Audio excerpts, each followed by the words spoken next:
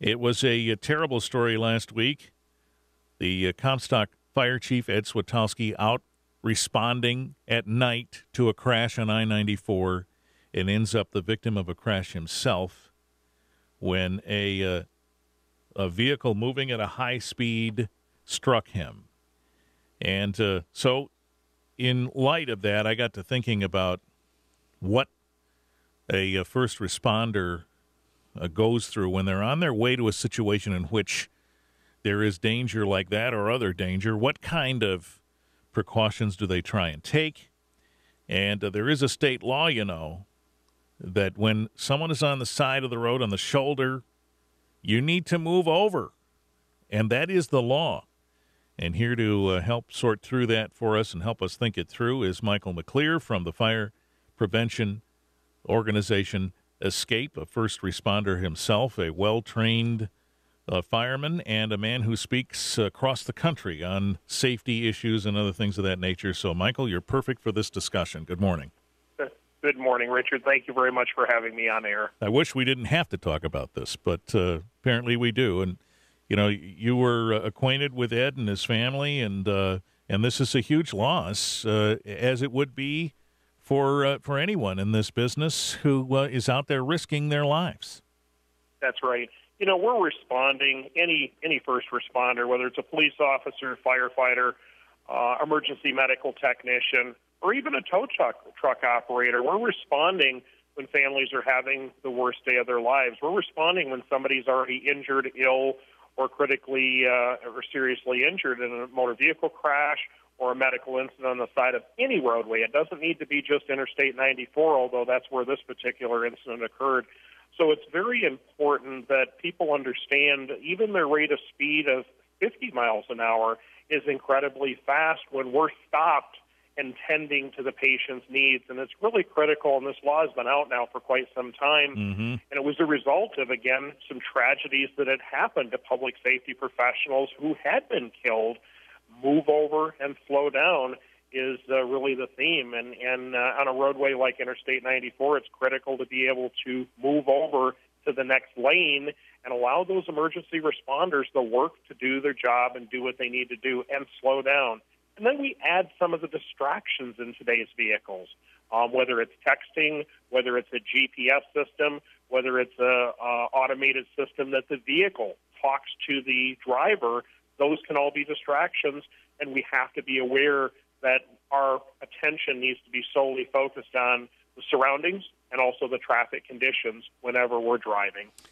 Any of us could be out there. Years and years ago now, I had a friend call me at like 10 o'clock at night and say, I got a flat tire and I'm on the side of 131. Can you help me? And so out I went, and, I parked my car on the shoulder with the lights on and the flashers going so I could see what I was doing. And I told this person, you be watching the traffic coming. And if it looks like somebody's too close, you're going to be the one to sound the alarm. And so that's what we did. But that could be any of us out there doing that in the dark where people are not mindful of that situation. Absolutely. So think of, that's a very good example. Think of just a motorist that's not having a medical emergency or is injured, but they have a flat tire or they're having an overheating situation, as we just came off from a very warm week this last week and so forth. Could be anything going on that they have to pull over to the side of the roadway. They can't make it to the next exit. They can't make it to a rest area to safely get off that roadway. We always have to be aware of traffic conditions. People don't always pay attention, and people necessarily can't always see, especially when we're in nighttime conditions like this particular incident, and when we add foul weather, rain, snow, other inclement situations. That limits our visibility, and it limits our reaction time of how quickly we can stop that vehicle. Fire safety expert Michael McLeieer with us from E.S.C.A.P.E. So, Michael, the call comes in. A first responder knows they're going to go out and be on 94 in the dark. What do you try and do to be safe? What most departments do, and this is standard protocol, is we position a large piece of apparatus, a large fire vehicle, so that if there is distracted driver, if there are conditions where a lot of traffic has to merge into a single lane, they at least have well advanced notice to be able to see. And we even have devices, many departments now have devices such as arrow boards that they could put out well before the incident.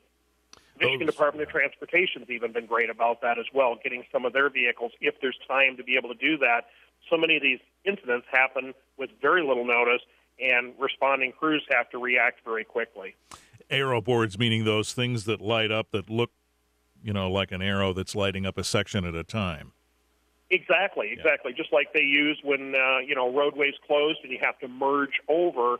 Sometimes for an extended incident, there's enough time to get that out there. But initially there isn't. So we try and position those vehicles, the largest piece of apparatus, so that if for some reason it may not only be a passenger vehicle we have to be concerned about, it could be a semi-tractor trailer. Man. That could do a significant amount of harm not only to the vehicles but also personnel on scene if it's going at highway speed, 60, 65 miles an hour.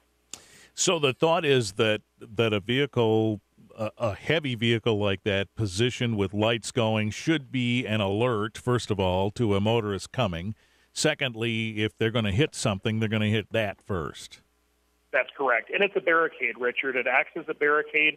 Now, a community like the City of Grand Rapids Fire Department, they were seeing significant loss of equipment, significant dollar loss when equipment was being hit. So they're now using older dump trucks that maybe the DPW or they've been able to acquire elsewhere, which has the proper lighting on it, but it's much less expensive to replace if for some reason someone does hit that vehicle, and it even has an airbag cushion system on the back so that at least it takes, advantage of some of that, accident, concussion, or the repercussion that a vehicle were to hit that standing motor vehicle.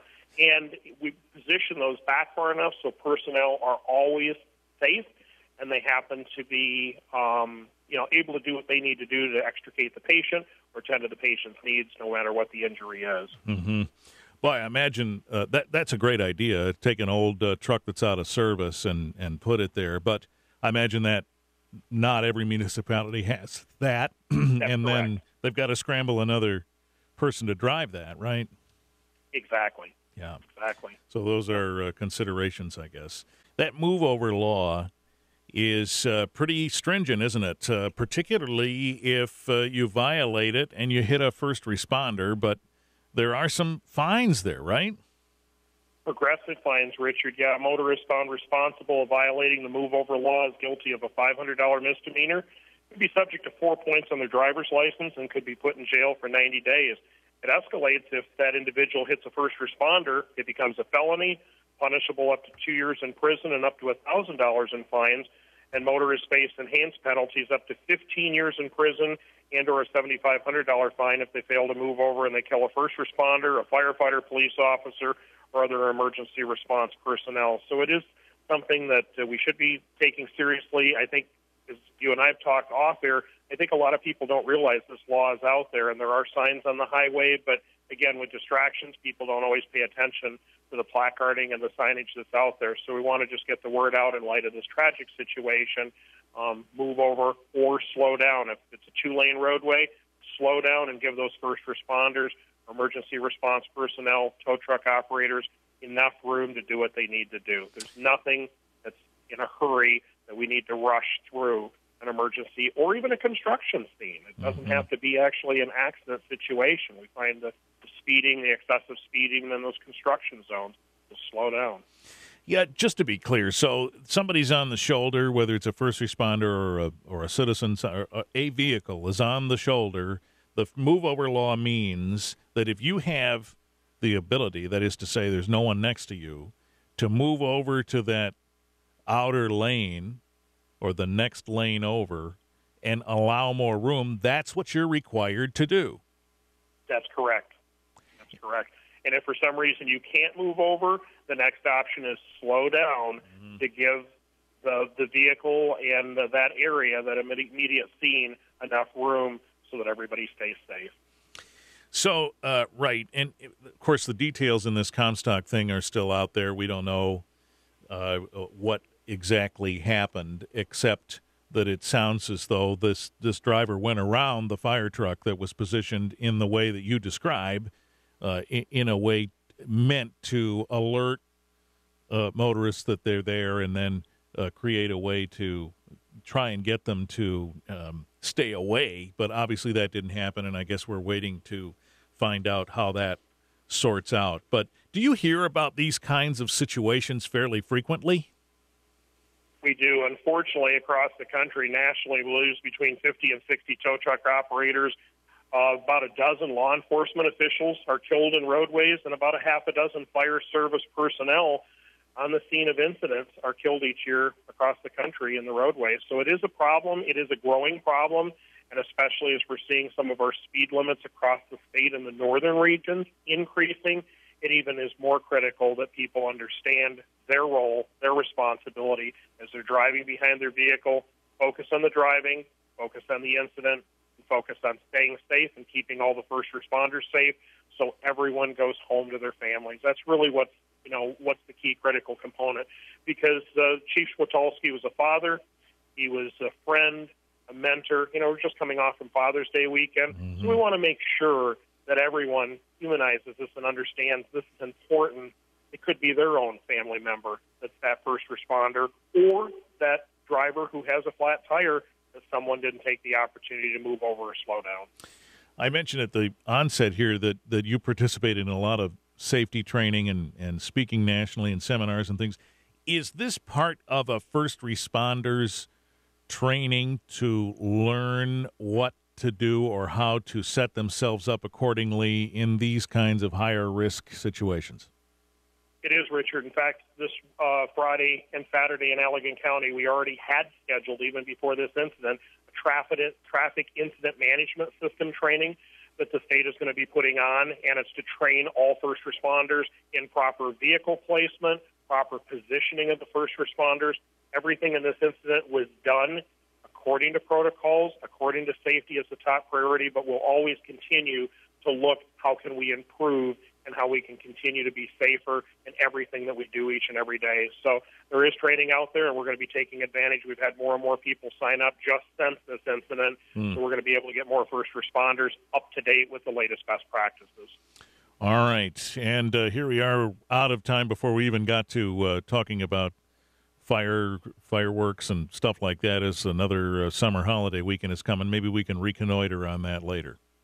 We certainly can, my friend. All right. Thank you. Michael McLeieer with E.S.C.A.P.E. Your fire safety organization is easily found online, E.S.C.A.P.E, INC.org, for more information on what they're all about.